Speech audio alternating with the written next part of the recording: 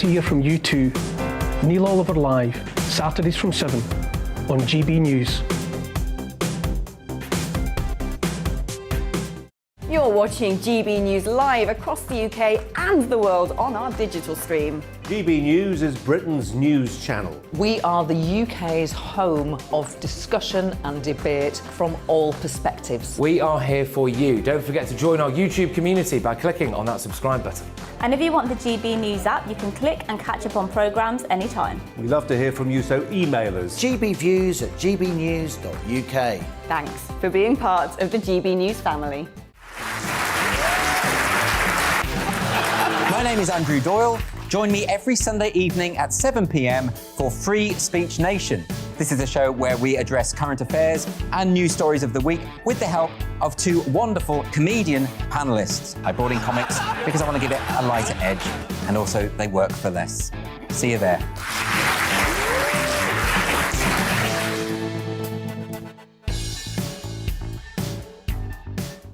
Join my show Farage, 7 p.m. till 8 p.m. Monday through Thursday, and there you will get opinion, analysis, debate, and I'll cover stories that nobody else dares to touch. And then for the last 15 minutes, talking pints. We're over a drink. We have a civilised conversation with someone. We very often disagree, but we do it in a grown-up way. Come and join me on Farage.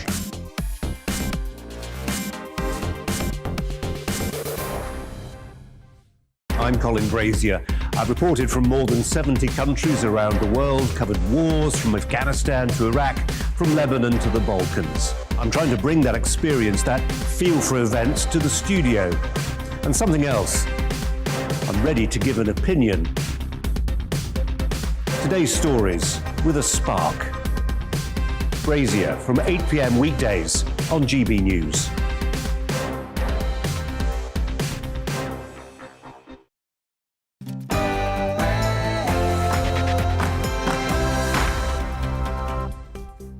Hello there, it's 6 o'clock. I'm Michelle Dewberry and this is Dewbs & Co, the show where we'll be getting into all the stories that have got you talking today. Anglo-French relations have continued to deteriorate as it seems that not even this week's tragedy in the Channel can stop the point scoring between the two governments. Aren't you tired of all this now? When is all this politicking going to stop?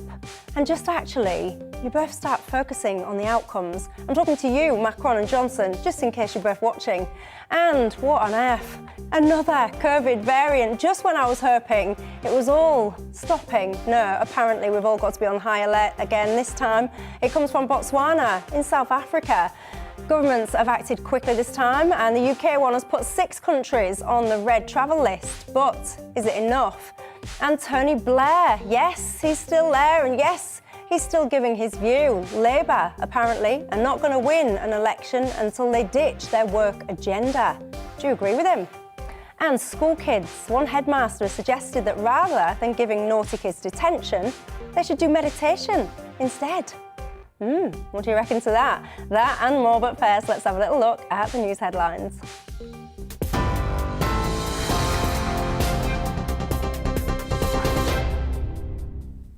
Hello, I'm Karen Roberts. Here are your latest headlines. Belgium has confirmed the first case of the new COVID-19 variant in Europe. The Health Secretary, Sajid Javid, says the situation is of huge international concern. The UK is imposing strict travel restrictions on 6 African nations following the discovery, with experts warning it could evade current vaccines. The World Health Organization has also held an emergency meeting. No cases of the variant have so far been found in Britain. We are concerned that this new variant may pose substantial risk to public health. The variant has an unusually large number of mutations. Yesterday, the UK Health Security Agency classified B11529 as a new variant under investigation, and the Variant Technical Group has designated it as a variant under investigation with very high priority. The European Commission is also taking action to try to prevent the spread of the variant. The European Commission has today proposed to Member States to activate the emergency brake on travel from countries in southern Africa and other countries affected to limit the spread of the new variant. All air travel to these countries should be suspended. They should be suspended until we have a clear understanding about the danger posed by this new variant. And travellers returning from this region should respect strict quarantine rules. Police are trawling through CCTV material following the fatal stabbing of a 12-year-old girl in Liverpool. Our reporter Bradley Harris is in the city centre. Brad, what more do we know? Well, we know that Ava White was with friends when she was stabbed at 20 to 9 last night in Liverpool city centre, shortly after the city's Christmas lights switch on. She was then taken to Alder Hey Children's Hospital with critical injuries, but died shortly after. We understand that 4 teenage boys aged between 13 and 15 from Toxteth have been arrested on suspicion of her murder. We know from Merseyside Police, they say that a situation like this is in fact very rare. Let's hear from Detective Superintendent Sue Coombs. Know that Liverpool was very, very busy at that time. The Christmas light switch on in Church Street had happened shortly before that. So our first appeal really is for any members of the public that may have seen anything of significance and potentially even captured something on their mobile phones to contact police. Well, that was Detective Superintendent Sue Coombs talking about people coming forward with evidence. They've still got to find evidence as part of their investigation. A police station has been set up behind me as they continue to look for evidence in Liverpool city centre to carry on with their investigation. Bradley Harris there. Conservative Zoe Metcalfe has been named the new Police, Fire and Crime Commissioner for North Yorkshire. A by-election was triggered following the resignation of Conservative Philip Ballot over comments he made after the murder of Sarah Everard. Once again, North Yorkshire and York have returned a Conservative to this role, and I feel humbled and privileged to stand here as your new Commissioner. I look forward to working hard to deliver on my election pledges and to represent everyone that lives and works here. Thank you. French fishermen have threatened to continue blocking ports until December the 10th in the ongoing dispute over post-Brexit licences. Fishing crews prevented UK ferries from docking or leaving the port of Saint-Malo this morning before targeting Calais and Ouistreham. They also caused disruption at the Channel Tunnel rail link. At least 13 Extinction Rebellion activists have been arrested after blocking roads outside multiple Amazon warehouses around the UK. The climate group says it wants to draw attention to exploitative and environmentally destructive business practices. Amazon says it takes its responsibilities very seriously. And Storm Arwen has hit the UK, forcing London North Eastern Railway to issue a do not travel alert. Wind gusts of up to 90 miles per hour have been forecast, with the Met Office posting a red weather warning for parts of North East England and Scotland. Motorists are also being told to stay off the roads. That's all your news for now. Let's get back to Dewbs & Co.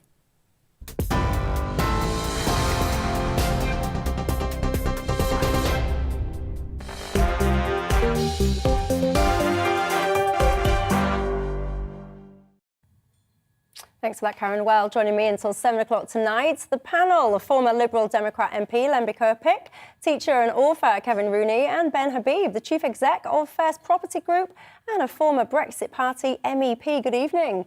to you three. I've got an all-man panel tonight. What a treat for me on a Friday. Just 3 men and me. Lovely. That's what I like on a Friday afternoon. Anyway, you know the drill. It's not just about us. It's about you and your thoughts as well. You can get in touch with me on email, gbviews@gbnews.uk. You can tweet me at Michelle Dewbs or at GBNews. So do get in touch with me. Let me know your thoughts on all the topics. And, of course, whether or not there's anything that you think I should be talking about tonight that I'm not.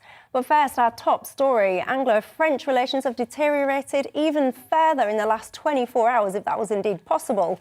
In a nutshell, in preparation for a meeting about the migrant crisis, Boris Johnson wrote a letter to Emmanuel Macron, which included, among other things, a 5-point plan.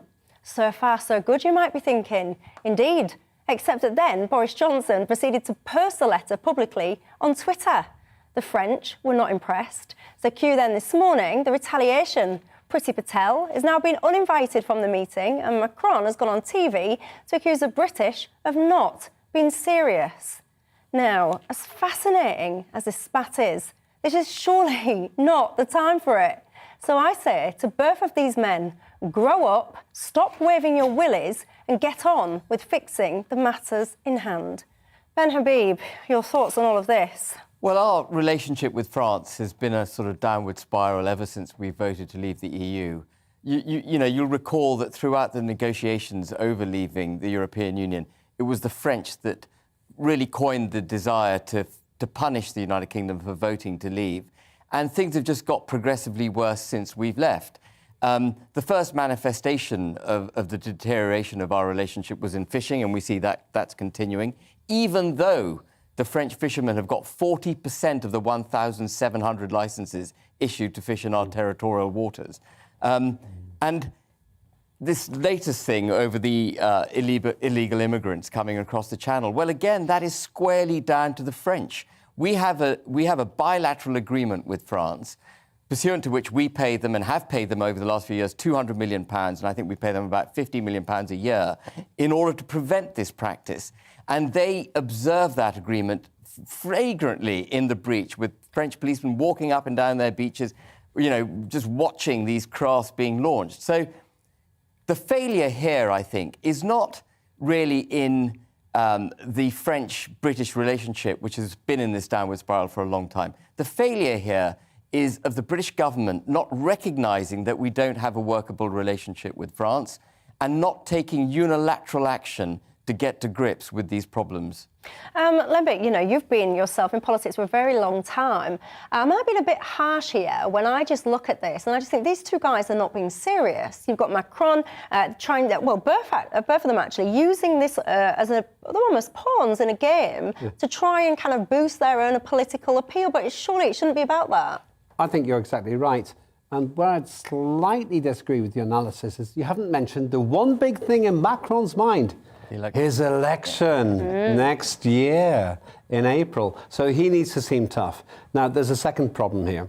As you rightly pointed out, the police just watched on while all these boats were being launched into the Channel, and with this, I think, spurious excuse, which amounts to, well, if they want to go to England, who are we to stop them? Fundamentally, though, there's a deeper problem here. Britain and America have launched tons of wars around the Middle East in particular. And out of, for example, from Afghanistan, out of the 2.5 million refugees from that war, 2.2 million ended up in Iraq and Pakistan. It's hardly surprising some of them want to come here, also from places like Syria and in my view, some other places which could be even more controversial for me to say. So fundamentally, I think that we actually do have a responsibility to deal with this, because the people who are coming across, if they were really eloquent, they'd say, you caused the trouble in our lands. Not all of them, but many of them. You caused the trouble in our lands.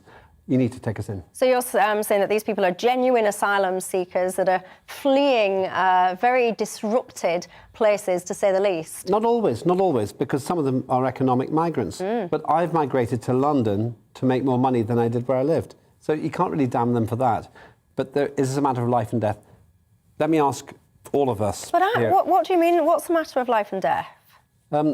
Staying in Afghanistan can get you killed. But they're if not you're in on the wrong Afghanistan. side. They was in France. Yes, but they're trying to find somewhere to live for the long term. And why should France pick up the mess from our international foreign policy? Kevin? Well, first point, Boris Johnson is every bit as bad as Macron. So I say plague on both their houses. So I have a slight disagreement with Ben on that. So they're squabbling, it's petty, it's pathetic, they're bickering. So just ignore them, leave them to decide. Look at the debate as how it presents itself. And there's two questions I have. There's no doubt whatsoever that a lot of the people coming to England are economic migrants, right? And some will say they're the refugees, etc. There are a lot of refugees as well. So there's a bit of a mix. But the discussion here is about borders and sovereignty. Now, I think, after Brexit and before Brexit, I think any country's got the right to defend the integrity of its borders. Absolutely. They decide how many people they let in. Now, that said, I personally, Ben, would bend the stick to letting a hell of a lot of refugees in for humanitarian reasons. And secondly, I actually think even economic migrants, I would bend the stick for a lot of migration to the country. Now, if I'm outvoted by people in the country who don't want that, that's fair enough. But that's where the debate should be at, Michelle. But Ben, isn't it fair to say that Brexit has actually made it slightly harder in some respects? Because actually, before Brexit, up until I think it was about the 31st of December last year, we still had Dublin 3 regulations, which meant that actually you could turn back, essentially, return these people back to the European country that they'd just been in, so France in this instance. By coming out of the European Union, it's removed that option and would mean that it would need to be renegotiated at least. Well, we have a bilateral agreement with France, pursuant to which they have undertaken to prevent these people from coming across the Channel, and we pay good money for that. So, I don't really see Brexit as the issue here. I see this as the French creating an incredibly inhospitable environment for these people. They're held in terrible conditions in Calais, and then effectively aiding and abetting them to come across the United Kingdom. And I think, as Kevin said, we have the right to protect our borders. Actually, it's more than that. We have the obligation to protect our borders. And unless there is a specific agreement to let people in, and asylum, by the way, should be applied for before these people leave France, unless there's a specific agreement to let these people in, they have to be turned back with force. And if that requires towing them back to France, it does. You look at the Polish reaction to the illegal immigrants that Belarus was trying to foist on Poland. They've got barbed wire down their border, they've got their army stationed on the border, and they're taking a robust position, aided by British troops, by the way. But we haven't got the gumption or the political will to actually take positive action at our border. But I mainly agree with you. Yeah. The issue I've got here is, let's not make this really complex. Britain and France have argued for centuries. We made Concorde. That was an amazing thing. Concorde led to Airbus, the most successful aviation industry, apart from Boeing, in the world. What we've got now is this internecine dispute, as you said, Michelle, between Macron, who needs to get re-elected, and Boris, who's got some personal popularity problems of his own. And people are dying because of, why? Because we made some incredibly stupid international foreign policy decisions, which makes people want to come here and say, you pick up the mess. I completely agree. We've had 20 years of failed foreign policy, starting under Tony Blair and polished off by David Cameron with his insightful Arab agree with Spring. you. Yeah. I completely agree. But can I just say, I don't want to get sidetracked by the pathetic bickering of these two guys. It's embarrassing. But us all, sorry, guys. No. Do you want me to kick them out? We're talking about Boris and Macron, but surely the debate should be centred on how many immigrants should we take, economic migrants, and how many refugees. Now, Ben, my question to you is, while I accept that nations have the right to defend the integrity of their borders, I want to bend the stick way, way over to take a hell of a lot more people in. Am I wrong? What's your view on that? Well, how many more is a lot more people? To be honest with you, maybe this is a bit crude. I'm talking hundreds of thousands. So then I wonder. I would happily pay more tax. To me, it's humanitarian.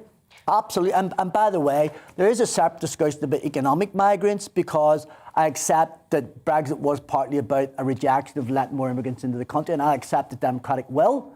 But even on the economic question, I'm all for more immigrants coming into the country. I think it enriches But then, it. let me ask you this then, Kevin. So you're in favour of, like, basically a massive amount of number coming into this country. But then what would you say then to people that my viewers will be watching this going, hang on, just a merry moment. I can't get in to see my GP. Yeah. I can't get my kids into the school. I'm on the housing ladder for God only knows how long. And basically, we've got so many struggles in this country that by increasing the population of this country, by whoever it is, but increasing the population of this country by hundreds and hundreds of thousands of people, or however many it is that you're suggesting, is going to creak those systems even harder. Michelle, you know this yourself. When you walk into hospital, what's the nationality and ethnic origin of so many of the doctors and the hospital workers and the nurses? Well, that's not answering my question. Well, it is answering your question, because my point is that these people, by and large, overall enrich the country. We always see them as a burden, and I accept in the short term. My question is about what the pressure on services, but housing, GPs. But this is a brilliant question itself, because this reminds me of the COVID discussion and about restrictions and so on and so forth, and what restrictions should you have. And the point that I've always made about COVID restrictions is somebody who wants maximum freedom. But actually, the first question to tackle when it comes to COVID is not how much you should restrict people, but why is our National Health Service in such a mess? So let's have a discussion about how we can improve the health service. I'm not against that, but that doesn't take away from the fact, are you for or not for bringing people in whose lives are in dire situations? But Kevin, and it's called humanitarianism. I am all for it. We're not prepared to pay more tax. We're not Well, that's interesting. You're prepared to pay more tax, you're saying, to do this. So what about creating a voluntary immigration tax then? So everyone that's got your thought process... Bang, my hands up. Everyone's that's got your thought process then, you can voluntarily pay more tax. Well, Boris Johnson, there you go, if you're watching, there's a proposal. But this specific I think you'd find there'd be millions and millions of people in Britain who wouldn't mind sticking a hand into their pocket. Well, then, but guess what? The views are out there. They're going to email. They're going to phone up. Don't underestimate people's sense of humanity. Right, well, do you know what I'm going to try and do? Can I just say, but this I'm going to try specific and get debate... a poll going whilst we're on air. In fact, this specific debate isn't about our respective views on migration. I am typing a poll as I'm speaking, so I am listening to you. This debate is about people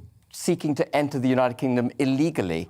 You know, if you disagree with the point-based system that Boris Johnson's adopted, which, by the way, was in his manifesto, so you can argue that has got the blessing of the people. You know, if you want to debate that, I'm completely with you. Let's have an open debate. But this is about illegal immigrants coming to the United Kingdom. Doing a poll, which I'm I'm fascinated. typing fast. I'll cover for you while you're doing it, because I want to know the results. My mum made me go to night school to learn to touch type, just in case anything all went wrong. I could always be a secretary, so I can indeed touch type, so I'll be very quick. But you're doing a good job. I want to put a challenge to Ben, if I'm allowed to, and also to Kevin. Ben, what you said is surely correct. At the end of the day, Boris made very clear what he stood for, and I actually think the points-based system, if done right, is actually quite reasonable. It's one of the few things he's implemented from his manifesto. Yeah, and Kevin, I declare an interest. My parents came here as refugees, and I would never have been born if they'd been sent back to Estonia, because of the Soviet Union, Stalinist Russia would have killed them. And so I understand genuine refugee status. The problem I've got is twofold, and this, I'm kind of throwing this at both of you. One is, we've caused this problem in large part because we've had ridiculous international conflicts, which looked great for Tony Blair. The illegal war in Iraq, which has caused people to come here. And then the other side of it is, we can't take everyone. I don't know what the answer is. I know that's a contradictory challenge. The solution to 20 years of absolutely appalling foreign policy in the Middle, Near East and North Africa isn't to take in millions of refugees. The solution to that is to go back to those countries, settle those countries properly, undo the huge damage we've done trying to export effectively, caused by our desire to export our ideology and our view of democracy down the barrel of a gun against many of those people's wishes. We need to go back to those countries. It's a long process, and we need to settle those countries. I agree with every single word that you say, Ben, absolutely 100%. Where the discussion is at, and I actually agree with people who voted Brexit in the sense that they wanted to have the right to decide who comes into their country in terms of the levels of immigration, national sovereignty. I accept that point, so I'm a Democrat. But what I'm saying, within the confines of that discussion, I would want to argue for people to be allowed to come into the country in greater numbers. Well, there you go. You've just heard these guys. I've just spent my last couple of minutes doing a poll, and then I've just remembered I'm going to a break, so I could have just done my poll in the break. But nonetheless, if you get yourselves onto my Twitter, my handle is @MichelleDewbs, and I've just asked the question that these guys have just asked you, which is if there was a voluntary tax that you could pay to help support the costs of refugees, would you? Because, of course, when we have this discussion, often I do hear the view that we can't afford it. Well, we've just come up with a solution, so let me know what you think @MichelleDewbs on Twitter. I'm going to take a quick break. When we come back, we'll be looking at the new COVID variant, asking whether or not the country, our country, of course, has responded quick enough, whether we should all be frightened, and what on earth is going to be happening next. I'll see you in a few minutes. It's time to remind ourselves there's always another winter. Canary Islands sponsors the weather. Hello. Storm Arwen is hitting parts of the UK this evening and hitting it hard. A red weather warning from the Met Office is rare, and we've issued this one tonight because Storm Arwen heads south through the North Sea. The winds are getting particularly dangerous across the northeastern corner of the UK, but everywhere seeing the winds picking up through the night and remaining very windy during Saturday. The red warning covers the coastal strip of eastern Scotland into northeast England, where gusts of 90 miles an hour are likely to cause structural damage and provide dangerous waves. There are also amber warnings across the northeast, but also Wales and the southwest, where gusts of 75 miles an hour are likely.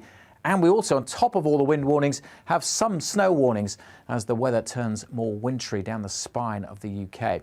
But it's really the winds this evening causing the damage down the eastern side of Scotland into northeast England. Dangerous waves, as I said, are likely ahead of significant impacts across the travel network, but also power problems too.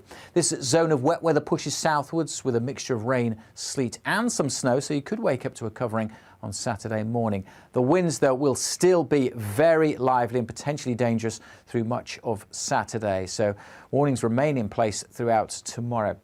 There'll also be further wintry showers, a wintry mix across central and eastern England of rain, sleet and snow, turning more to rain, I fancy, as the day goes on. But certainly over the hills, there could be several centimetres across northern England and northern Scotland. Many western areas having a sunny day on Saturday, but it's going to feel cold wherever you are when you add on that wind. Really cold on Sunday morning with a widespread hard frost. Still some showers draped across eastern England, and there could be some icy conditions here as the showers continue to be wintry. Rain showers for Pembrokeshire and Cornwall, snow showers in northern Scotland, but many places elsewhere on Sunday will be sunny but very cold.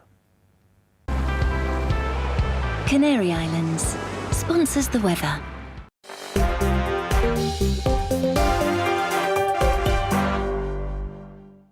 You're watching GB News live across the UK and the world on our digital stream. GB News is Britain's news channel. We are the UK's home of discussion and debate from all perspectives. We are here for you. Don't forget to join our YouTube community by clicking on that subscribe button. And if you want the GB News app, you can click and catch up on programmes anytime. We love to hear from you, so email us. gbviews@gbnews.uk. Thanks for being part of the GB News family. My name is Andrew Doyle. Join me every Sunday evening at 7 p.m. for Free Speech Nation. This is a show where we address current affairs and news stories of the week with the help of two wonderful comedian panellists. I brought in comics because I want to give it a lighter edge, and also they work for less. See you there.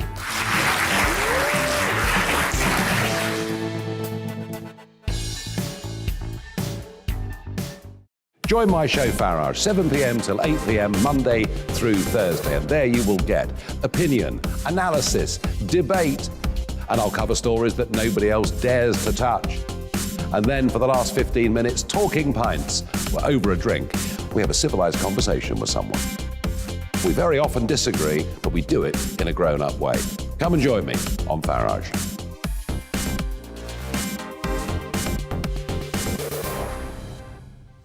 I'm Colin Brazier. I've reported from more than 70 countries around the world, covered wars from Afghanistan to Iraq, from Lebanon to the Balkans. I'm trying to bring that experience, that feel for events, to the studio. And something else. I'm ready to give an opinion. Today's stories with a spark. Brazier from 8 p.m. weekdays on GB News.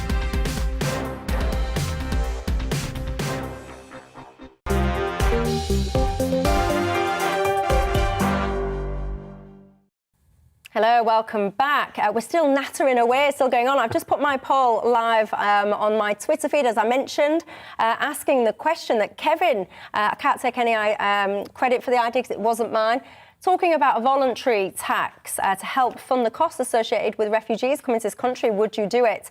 So far, I've had nearly 1,500 responses. Got to say 94% of those responses have said no. I shall leave the poll running throughout the programme and we'll revisit it at the end. So do have a look at that at Michelle Dewbs on Twitter. But for now, let's move on. B11529. That's not the name of a new side road, but the latest COVID variant, and one that seems to be causing concern, to put it mildly. Mutant variant threatens Christmas, screamed one of our biggest news outlets earlier today, and Health Secretary Sajid Javid warns that the new variant is, I quote, a substantial risk to public health, a matter of huge international concern, and shows that the pandemic is far from over. The variant was first discovered in Botswana, and the UK has added 6 countries to the travel red list in response. Meanwhile, however, which I have to say I did find quite interesting, the South African Medical Association have said that all cases of the Botswana variant had been in young people and caused only mild illness. They described the global response as a storm in a teacup. Nonetheless, the prospect of lockdowns and cabs and all that kind of stuff being reintroduced to this country have again been floated, and apparently we must all brace ourselves for a change in restrictions if the variant spreads to the UK. Kevin, are you worried about this one? You know, I'm cautious, and I think the question that comes to mind is we need to know more. Mm-hmm. We actually don't know. And the problem is when you tackle a question like this is you're sort of taking what's like a medical scientific argument here, and then you've got a political argument here, and you end up, the two overlap, and it can become a bit crude. And Michelle, my instinct is that, first of all, congratulations to the South African medics and scientists.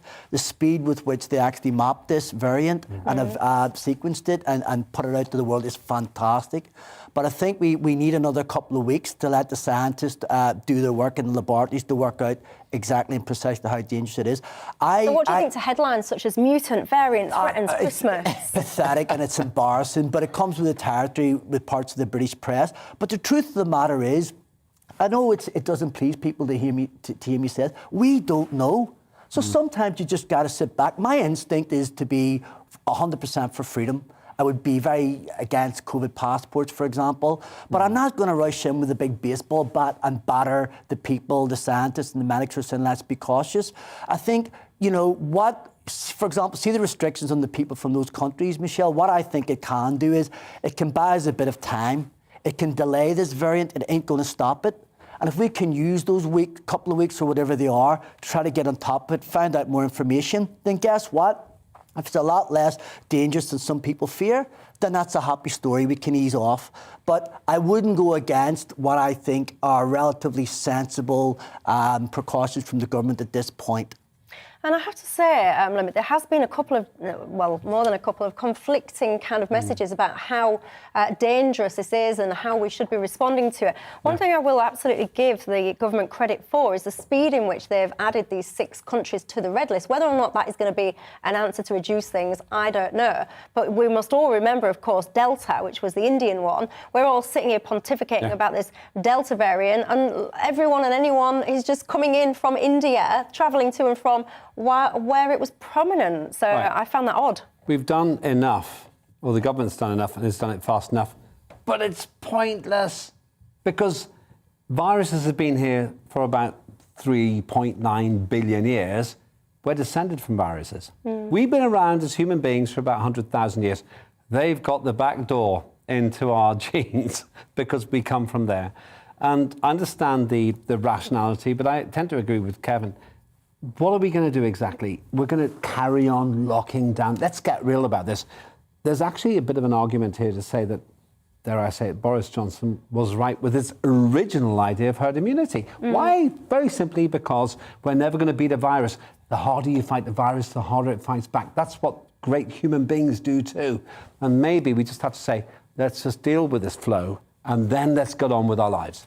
Yeah, and I think what Lembic's saying is completely right, Ben. Ultimately, I think we're all, understandably, all the leaders, etc., trying to be one step ahead of this virus. The virus don't give a monkeys about any I of think that. there are two really important points to make. The first is that it's not government's job to prevent people from getting sick and and dying. That's not government's job. Government's job is to make sure that necessary precautions are taken and that essential services can operate. And there's no threat, at least at the moment, to the NHS. But, and here's the second thing, which I think is being lost in the media at the moment. Throughout the lockdowns, there was concern that this predilection, this complete focus on coronavirus would result in other forms of illness going undetected and further deaths coming from those. And we're now beginning to see, as of last week, excess deaths, but not coming from COVID, coming from other causes. And we also know now that we're going to have an 8 million backlog of appointments in the NHS by the end of next year. So we do know absolutely 100% that our COVID policies are causing other medical problems for the United Kingdom. And so I think some balance has to be brought back to the debate. I completely agree with Kevin that, you know, on one side you've got the medical debate, you've got the political kind of ideology, and they all get a bit confused when you argue both together. But we do now have hard and fast evidence of other illnesses coming to the fore to take lives. Here's the bottom line. It seems to me that you can't beat nature. You just can't beat nature. We can't stop it. Does that mean you shouldn't try? We should try at the margin, in the sense that if you've got a headache, you want to take a paracetamol, okay, do it. I've had life-threatening conditions, and my life's been saved by the NHS. I don't belittle that.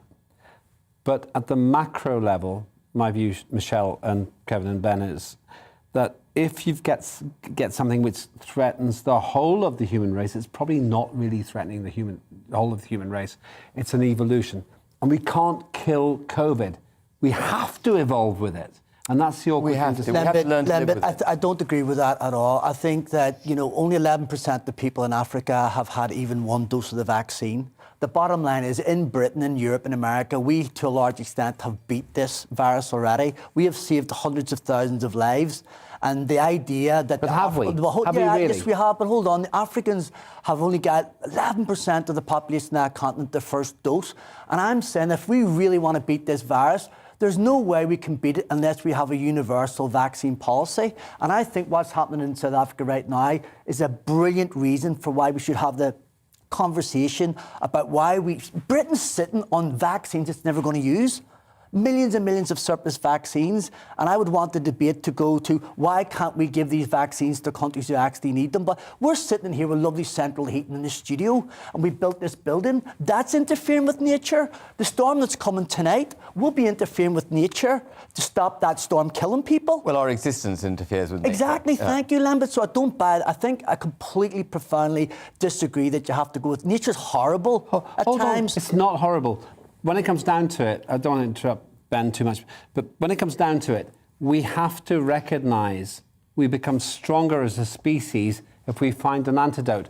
Viruses want to exist. We want to exist. If the virus kills too many people, it stops Human existing. beings are for the better that we've interfered and intervened in nature. Thank God we interfere in nature. Yeah, see, I'm looking and I'm trying to find, because I'm sure I've read somewhere, and I thought it was on this piece of paper that I've had in my hand, and it's not on this one, that I thought that the 4 cases, or the small cases that had been found in Botswana, was amongst vaccinated people, I thought. So I think, and also... I don't know the answer to that, Michelle. Yeah, neither do I. I thought I did, and I thought I had it right in my hand. But it looks Michelle, like I printed off the wrong piece. Michelle, do you know what's interesting about that as well? See the vaccine, some of the vaccines might not stop you getting the virus, but what they'll do is they'll massively reduce the prospects of you dying from it or being severely ill. Have you ever seen a film like Die Hard, where however much you throw at Bruce Willis, he finds a solution? That's what viruses do. The logic, That's the what logic human that beings you're arguing do. is let's just do away with all medicines and let people die of it's all a matter of proportion. It's a matter of proportion, yeah, but Kevin. But the profound point it's is... not 0 or 1. Here's the profound point. Do we accept that it's a good thing to intervene in nature? I say absolutely. Up to a point. Yeah. I'm all for the Enlightenment. But I see, Sajid Javid came out today and he was saying that this new variant is basically reduces the effectiveness of the vaccines by, I think it was about 40%, he was saying. But then in the next breath he was saying, so therefore you should now go and have your next booster. Yeah, it was I find very that odd. a very peculiar Yeah. set of messaging. Absolutely. And there's no doubt that these politicians are allowing their politics to interfere with the medical advice. Absolutely. Yeah, I They've been agree, doing I it right agree. from the You know, start. I think give the scientists a wee bit of time on this. Just let them do their stuff. All the rest of Sajid Thank Javid's... God for the science. All the rest of Sajid Javid's comments were highly conditional. May, could be, and so on. You know, they haven't got the evidence. And it's quite interesting that the early evidence out of Botswana is that it's quite a mild illness. Well, that's according to them. But I don't know about you guys, but sometimes I get into a position where I just do not know what to believe sometimes, because I can pick up, let's look at Botswana variant, and I can go on to trusted media outlets, by the way, not just random corners of the dark internet, but I can go and look at trusted media outlets, and they will have often very contradictory messages. So then you end up just not knowing what to believe. And it's a really important point you make. We are losing faith in what we're being told. It's because we're given so many mixed messages that don't make sense. But Michelle, just on that, you'll find if you do a poll, pardon the pun about another poll, they'll be polled out, my people have got audience. more faith in science today than ever had. And I actually want to say, even though you get the exaggerations in newspapers, I think the British media are better at reporting science today than they've ever been. I so disagree for different reasons. I absolutely do. Go to the Science Media Centre, look at the figures. There's no climate emergency. Let me move back to this point.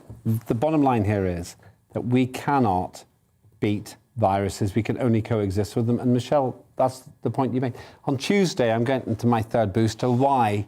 Not because I particularly believe in it, but because it makes it easier for me to live my life. I'm not having a fourth booster because at some point, I begin to believe that the state's controlling my body. But I'm not paranoid about it. I've just had enough of it. What medicine does is it saves lives. We're not necessarily saying that you eliminate every virus or every disease, but it saves lives, and you underestimate that at your peril. No, But I think the point you're making, Lembik, if I can just put words in your mouth, is, you know, you've got to learn to live. Our policies need to be framed around learning to live with the virus rather than trying to defeat the virus. No, I accept that, Ben, but exactly how you do that is where the question is at. Well, there you go. We can have that question for a future show because, unfortunately, we're not going to get round to it.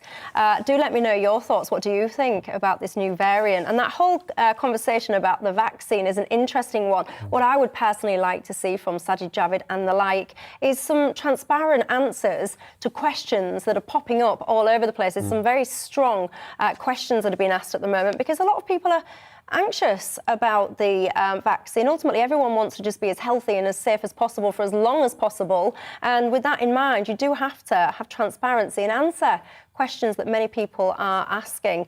Anyway, that's my 2 pence worth. Let me know what you think. You can get in touch, gbviews@gbnews.uk on the email. Of course, we've still got Kevin's poll running about voluntary tax for tasks. Voluntary tasks? Yeah, you can all volunteer to go and help. That is definitely already there. But tax, would you volunteer to pay more tax to help the cost of refugees in this country? Vote at Michelle Dewbs on Twitter. Going to take a quick break. When we come back, we'll be talking about Tony Blair and the Labour Party and also naughty kids at school. What would you do with them? Put them in detention or put them in meditation classes? We'll have that and more after the break. Coming up Monday on Dan Wootton Tonight. Has the UK beaten COVID and are we emerging from the pandemic just as it gets worse in Europe? Positive Professor Carol Sikora will bring you the latest health headlines. GB News star Neil Oliver tackles the big issues of the day in The Outsider. Plus, I'll crown a Greatest Britain and Union Jack as you get to voice your opinion in The Clash. And I'll break down the day's top stories with my superstar panel, the Daily Express columnist Carol Malone, The Eye's senior reporter Benjamin Butterworth and the social commentator Esther Kraku. That's Dan Wootton Tonight, returning 9 p.m. on Monday on GB News.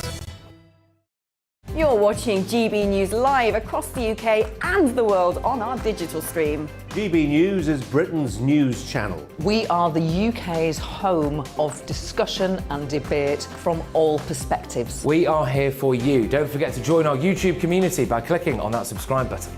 And if you want the GB News app, you can click and catch up on programmes anytime. We love to hear from you, so email us. gbviews@gbnews.uk. Thanks for being part of the GB News family. My name is Andrew Doyle. Join me every Sunday evening at 7 p.m. for Free Speech Nation.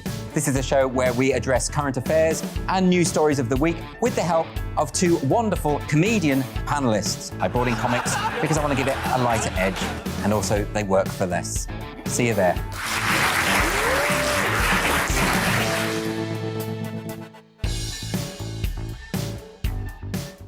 Join my show Farage, 7 p.m. till 8 p.m. Monday through Thursday, and there you will get opinion, analysis, debate, and I'll cover stories that nobody else dares to touch. And then for the last 15 minutes, talking pints. We're over a drink.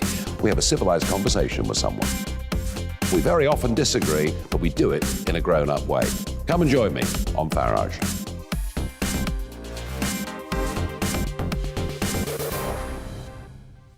I'm Colin Brazier. I've reported from more than 70 countries around the world, covered wars from Afghanistan to Iraq, from Lebanon to the Balkans. I'm trying to bring that experience, that feel for events, to the studio. And something else. I'm ready to give an opinion. Today's stories with a spark. Brazier from 8 p.m. weekdays on GB News.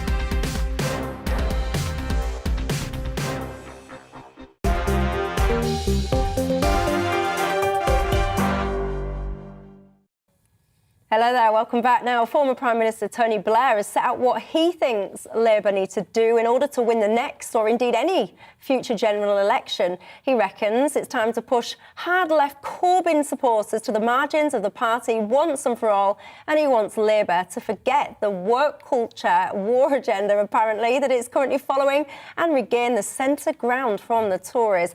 Lemby Kirkpick, your view?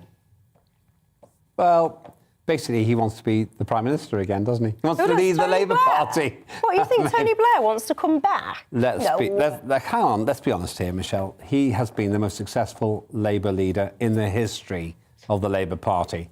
And what's slightly confusing to me is, obviously he didn't get on too well with Jeremy Corbyn, but Keir Starmer is crashing and burning at every level. But hang on, he's beat the Tories in a couple of polls recently. I'm sure he has. I don't pay much attention to these kind of mid-term polls often. What's my motivation for saying that Labour's going to crash and burn? I'm outside. I used to be a Liberal Democrat. I know, yes. MP. I don't even know if I'm in the party anymore. They won't tell me. Tell me, whichever camera, tell me, am I still a member? I don't know. If anyone's watching of influence and power in the Lib Dems, have you kicked him out or is he still welcome? I made an appeal, but I've never heard anything about it. Because you make a lot of sense, Lempy. Well, you thank cannot you very be much part of the party any longer. I take back what I said about you earlier on. Bottom line here is, Tony Blair, I think, is actually... He basically is a very good political operator. I like him as a person individually as well.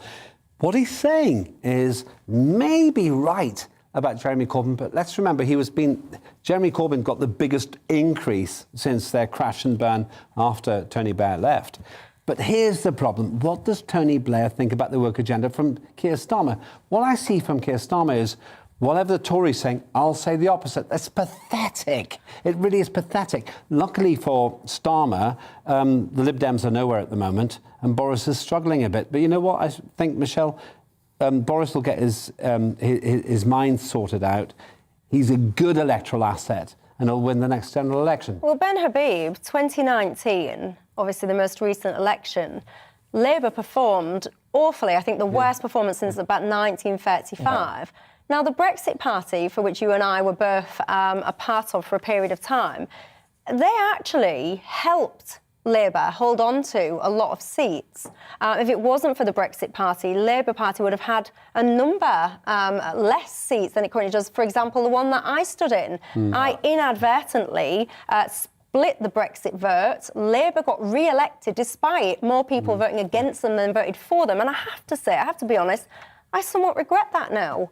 What's your thoughts? Well, I mean, I think it's not so much about the Labour Party as it is about the Conservative Party. This party may not be great at governing, but it is undoubtedly one of the best campaigning machines I've ever seen. Boris Johnson and his team of campaigners, I'm not sure how they're going to fare at the next election because a lot of them have now left, but the team that did the 2019 election and for a lot of last year are phenomenal campaigners. One of the gripes I've got about Boris Johnson is that he is in perpetual campaign mode. He's not in governance mode. Yeah. But Keir Starmer, if you like, is... Andy Murray, and he's up against Federer. And Federer, physically, Boris Johnson is nothing like Federer. But we know when it comes to winning elections, he's up against one of the most formidable machines. The Tory party occupies everything from centre-left all the way out to what you might regard as centre-right.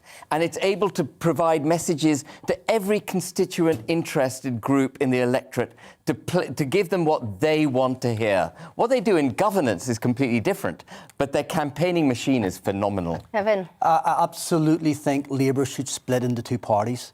100%. What you have within the Labour Party are two different parties. You have Starmer and his, whatever you want to call his people. I wouldn't call them social democrats or centrists. Whatever they are, they're hollow and vacuous.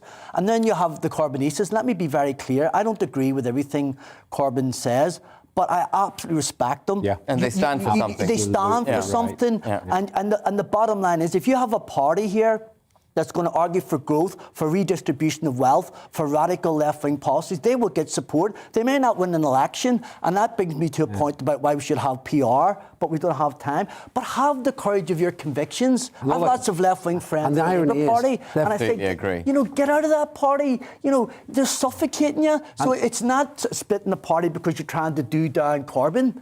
It's actually for Corbyn and his people, to be liberated. To be liberated, correct? Yeah. Exactly. The four of us should set up a party, and then everyone would vote for it. Hey, I've tried my hand twice there, politics. That was enough for me. But you didn't have us. Michelle. This is the dream team, the gang of four. Can you imagine us lot knocking on your door, opening your door and seeing one of us lot at your door asking to vote for us? Have that as a poll. God, see what can you people imagine? think. People would say Corbyn couldn't run the Labour Party. Do you know Starmer came to Belfast about a couple of weeks ago and says, by the way, we would campaign for the Union if there was a border poll in the north of Ireland, right? And his spokesperson in Northern Ireland 2 nights ago was on TV saying, no, we absolutely wouldn't campaign for the Union. That would be against the Good Friday Agreement and we'd be beaten. They're all over the place. They're all over the place. Absolute rubbish. Lots of people getting in touch, by the way. I think, Lembit, you said about Blair being one of the most successful Labour Prime Ministers. Lots of people are getting in touch, I have to say, to point out the Iraq war. A lot of people have certainly never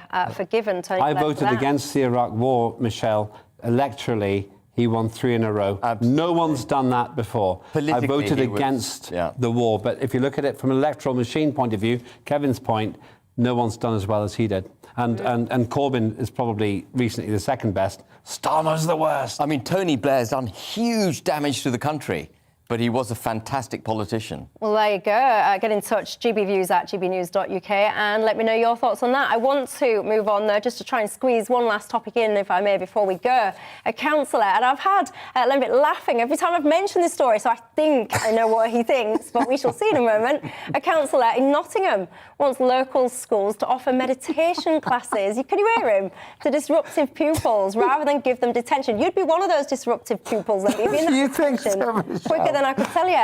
Anyway, the Labour councillor has said that there is a punitive culture in Nottingham schools which have one of the highest exclusion rates in the country. I'm going to start with you, Lembit, because you've hidden your view on this so well. Get off that fence and tell my viewers, naughty kids, should they be in detention or meditation classes? What's wrong? It's ridiculous. What is? Okay, meditation is about finding your inner self. How are you going to find much in your inner self to work out what to do right? If you're 10, the whole point is getting back to the best that you were. It's a courageous, dare I say, woke thing to say. But you know what? I learned the alphabet by going from A to Z. Some say A to Z. I get even criticised for that. By going through all 26 letters. Not by going, oh, well, let's find this thing randomly from the space. I've got a spiritual belief, but it's not doing meditation when you should have detention. So hold your thought, Kevin, because I want to come to you last, because you are indeed a teacher, aren't you? So you can have the final word on this. So Ben, your thoughts? Well, if the councillor was sackable, I'd sack him. It's an absolutely absurd proposition. Pupils should have the option of meditation over detention. They're in detention because they've done something wrong. Pay the penance. They've got to learn this very basic lesson in life, is that doing good begets good, doing bad begets bad. You can't get that by doing meditation. Kevin, you are the teacher. Final thoughts? Where I have a wee tiny bit of sympathy with the proposal is, I do think there's horses for courses in education, and I don't think you have to have a blanket approach. But that said, it doesn't particularly excite me. But what fascinates me is when I'm teaching in schools is how some teachers can basically use, metaphorically, an iron fist or an iron rod and have detentions and get behaviour that way. And the kids will do well and they'll grow to respect the teachers. And there are other teachers who can command the class without ever giving the detention or using the punishment. And it always fascinates me in education. How many times have you asked for meditation? You're right. But Lembic, many times? Lembic, the school Not that once. I teach in, we don't have detentions, Michelle. Don't you? We So don't what do you have- do then if your This kids is mess amazing. about? We literally, you're not going to believe this. What we do is if a kid's misbehaving, we have a quick word with them and ask them to reflect. And all I will say is, because my head teacher's probably watching So if, if a pupil is kicking the head in of another pupil, you take him to the side and ask him to have a quiet moment to do you know what? reflect. In the name of the Father and the Son and the Holy Spirit, thank you, God, that we don't have big problems in my school. I think I'm blessed in the sense that the kids are a wee bit naughty and they misbehave, but generally I find even myself in the classroom, we teachers in our school are able to deal with that without actually... When I first came to the school, I was a bit like, what? What's this all about? But actually, we don't give any detention. Right, in a poll of one, okay, you started the poll thing, detention or meditation, and you can't abstain. If you had one or the other... Oh, definitely detention. Oh, and you, a detention, what about you? Detention every day of the week. Yeah, you see, I would do detention for a naughty kid, but there is a school of thought, surely, that you want to try and stop a kid getting naughty in the first place. So actually, Precisely. my one-year-old is a right one, and already he's only one, and he's quite naughty, I would say. He arches his back when he gets in the pram, and he'll throw himself on the floor if he don't get what he wants, and he's only one. So, I sit there and I think maybe I need to start meditating with him. No, there are two thoughts for you, Michelle. Some say there are no bad children, just bad parents. And secondly, your child's bound to end up on GBNews. That's what's going to happen. I'll tell him I'm blaming it on my kid's dad. Anyway, look at this. It's all we've got time for. I'm frantically going to go back to the poll that I started. We want the poll. Is it better than 6%? Let's have a look. Where's it gone? Let's hear the poll. Yes, so if you was watching at the start of this programme, you will remember that we polled, not my idea, Kevin's idea, talking about how do we fund refugees coming into this country. Kevin said he would voluntarily pay more tax to do this. So I ran a poll at the start of my programme. Well, I actually ran it 32 minutes ago. In that 32 minutes, we've had 3,474 votes. Wow. I have to say, still, 94% of people said no, they wouldn't. 4% said yes, and because I'm nice, I gave a not sure option, and 2% of people chose that. There you go. That's detention for you, Kevin. Yes, well, a lot of work to do, some homework there, I think. There you go. You need to get meditating. Just quietly reflect. Yeah, quietly reflect. Anyway, that is all from me for this Friday night. Kevin, Lembic and Ben, thank you very much for your time. Thank you as well for your company. I will see you on Monday. Have yourselves a fantastic weekend between now and then, and I'll see you Monday at 6. You take care of yourselves. It's time to remind ourselves there's always another winter. Canary Islands sponsors the weather. Hello. Storm Arwen is hitting parts of the UK this evening and hitting it hard. A red weather warning from the Met Office is rare, and we've issued this one tonight because Storm Arwen heads south through the North Sea. The winds are getting particularly dangerous across the northeastern corner of the UK, but everywhere seeing the winds picking up through the night and remaining very windy during Saturday. The red warning covers the coastal strip of eastern Scotland into northeast England, where gusts of 90 miles an hour are likely to cause structural damage and provide dangerous waves. There are also amber warnings across the northeast, but also Wales and the southwest, where gusts of 70